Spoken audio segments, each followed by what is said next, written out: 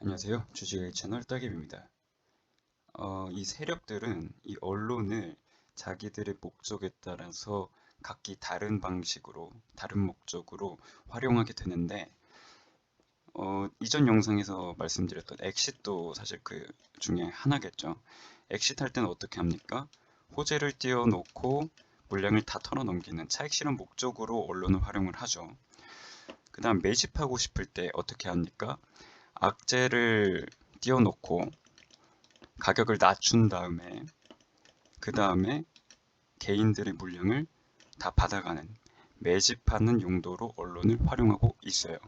근데 우리 같은 일반 투자자 분들께서는 이 언론을 고지고대로 받아들이는 경우가 많은데, 왜냐면 사실 일반 투자자가 어떤 종목에 투자를 하고 싶을 때 그 종목에 대한 정보를 쉽게 얻을 수 있는 방법이 뭡니까? 뉴스밖에 없잖아요.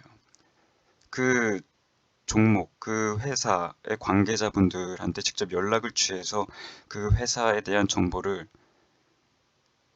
확인하고 조사하고 그렇게 투자하시는 분들 많이 없죠. 거의 없다고 봅니다. 어쨌든 중요한 건 일반 투자자분들은 이 언론에 쉽게 노출되어 있는데 그거를 오히려 역으로 세력들은 활용하고 있다. 그렇기 때문에 우리는 이 언론을 고지고대로 믿을 필요는 없다. 라고 하는 게 오늘 영상의 키포인트입니다. 그럼 제가 이 세력이 언론을 어떻게 활용하는지 한 가지 사례를 좀 놓고 보겠습니다. 2004년도부터 코스닥 차트고요. 2004년도 5월에 어떤 뉴스가 터지냐? 연준의 금리 인상 가능성과 유가가 치솟고 있는 상황 속에서 이 두 가지 이유가 이 증시에 악재로 작용하면서 급락을 하게 됩니다. 그리고 하반기부터 바닥을 만들더니 그 이전 고점을 뚫으면서 큰 상승 추세로 전환이 돼요. 이때 금리와 유가를 한번 더 살펴볼게요. 지금 여기 밑에 보이시는 게 유가 차트인데 2004년도부터 2006년도까지 유가 차트입니다. 유가가 뭐 하락하지 않고 상승 추세 그대로 유지해 나가고 있죠. 그 얘기는 무엇이냐?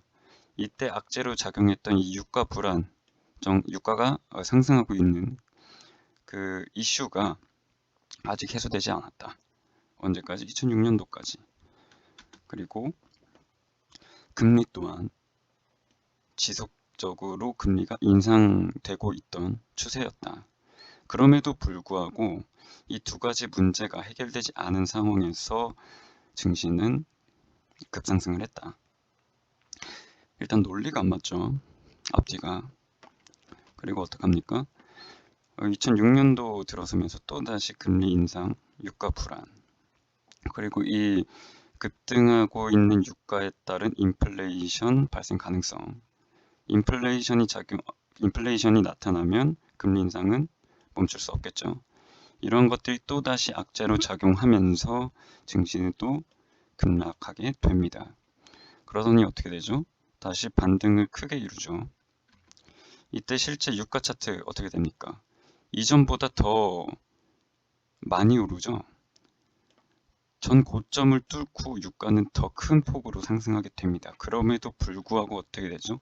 증시는 급등하고 있었다. 제가 말씀드리고 싶은 게 다 이런 부분이에요. 세력은 이 언론을 자기들이 특정 매집하기 위한 목적 혹은 엑시트하기 위한 목적을 가지고 이 언론을 활용을 한다. 우리 같은 일반 투자자들은 그 언론을 고지고대로 받아들일 필요가 없다. 왜냐하면 그들이 의도한 바대로 움직일 필요는 없으니까. 우리가 투자해서 성공하려면.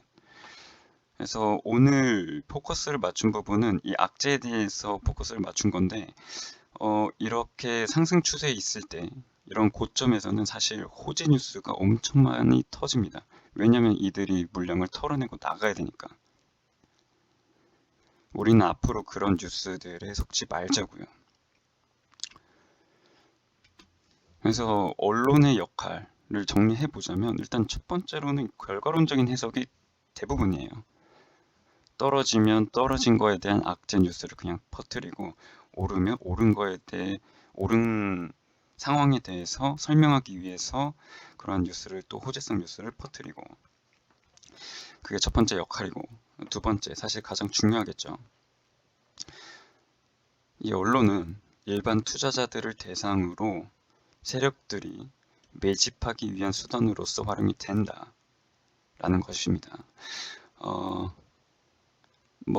사실 투자자분들이 어떠한 정보가 워낙 어떤 종목에 대한 정보를 얻기가 굉장히 쉽지 않기 때문에 이러한 뉴스에 쉽게 노출되고 거기에 설득이 쉽사리 될 수가 있어요.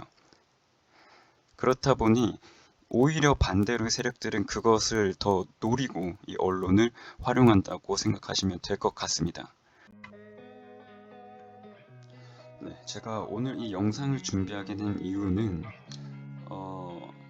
지금 현재 증시 상황이 굉장히 안 좋고 안 좋다 보니 악재 뉴스가 굉장히 많이 나오고